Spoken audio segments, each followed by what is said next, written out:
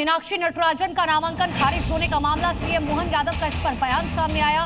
नामांकन फॉर्म में कांग्रेस उम्मीदवार ने अपने आपराधिक केस के बारे में सच्चाई छिपाई थी। साथ ही कहा कि कांग्रेस ने अपने उम्मीदवार के साथ षड्यंत्र किया है और उन्होंने जो जानकारी थी वो छिपाई है। आपको बताएं कि मीनाक्षी नटराजन का चुनावी प्रक्रिया में शामिल होने की स्थिति थी, उनका नामांकन फिलहाल रद्द हो गया है। उसके बाद से कांग्रेस लगातार कई आरोप लगा रही है।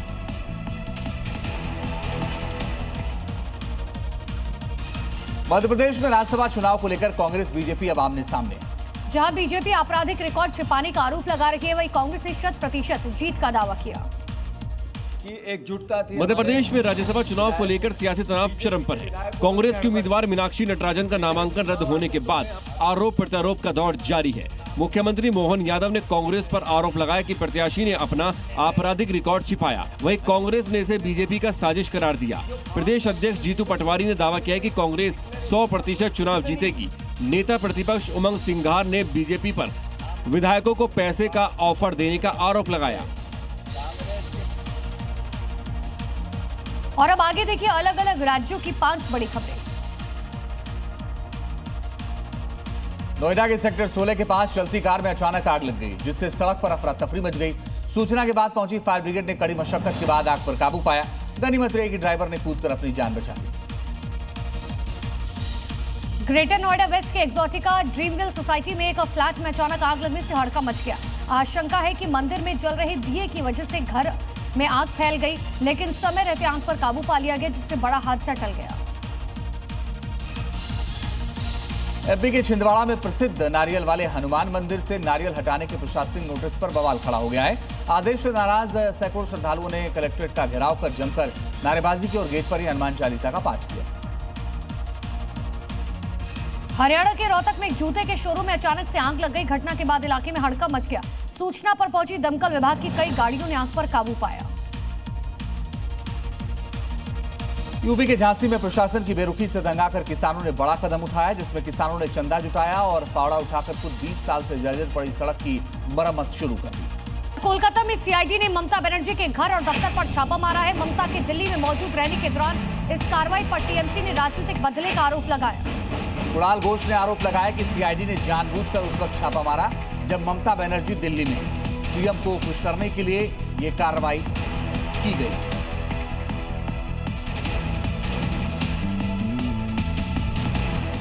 कोलकाता में सीआईडी ने पूर्व मुख्यमंत्री ममता बनर्जी के कालीघाट आवास और पार्टी दफ्तर पर छापा मारा। ये कार्रवाई विधायकों के कथित फर्जी हस्ताक्षर मामले की जांच के तहत की गई। मंगलवार दोपहर सीआईडी की टीम टीएमसी के केंद्रीय दफ्तर पहुंची, जहां 1 घंटे 48 मिनट तक तलाशी ली गई, जबकि लिस्ट में एनआईएल लिखा है। टीएमसी नेताओं ने इस कदम की कड़ी निंदा की है।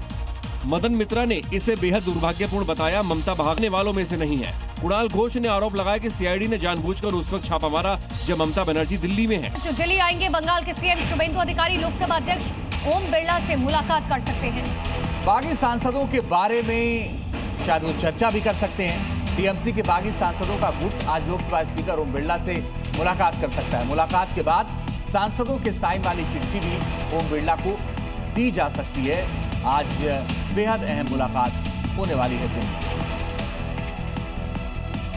ममता बनर्जी के लिए 4 मई के नतीजे भूकंप के किसी बड़े झटके से कम नहीं, लेकिन बीते 1 महीने में टीएमसी के विधायकों और सांसदों ने दीदी को इतना आफ्टर शॉक दिया है कि उनके पास अपनी ही पार्टी का तीड़ यानी घास फूस भर रह गया है और मूल बागियों के पास जाता हुआ दिख रहा है।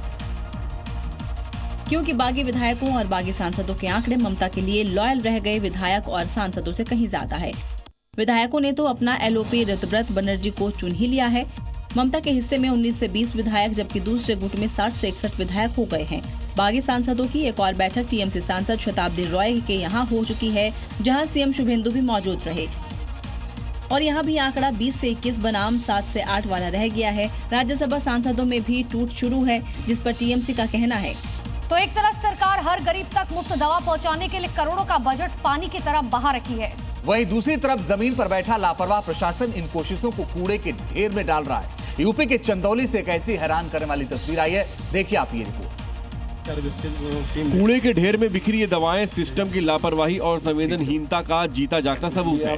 हैरान करने वाली बात यह है कि मासूम बच्चों को बांटी जाने वाली सरकारी दवाएं न तो खराब हैं और न ही एक्सपायर।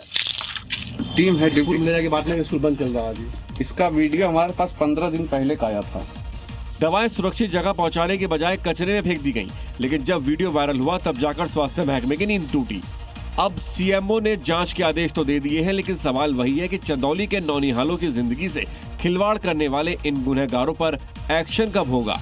और बड़ी खबर आपको बताते हैं, राज्यसभा चुनाव विवाद पर यह अहम खबर। मीनाक्षी नटराजन की उम्मीदवारी का मामला, चुनाव आयोग से आज कांग्रेस का प्रतिनिधिमंडल मुलाकात करने वाला है। इलेक्शन कमीशन ने दोपहर 12 बजे मिलने का समय दिया है। दिल्ली में कांग्रेस नेताओं का चुनाव आयोग के बाहर धरना, भोपाल में भी कांग्रेस की तरफ से प्रदर्शन किया जा रहा है।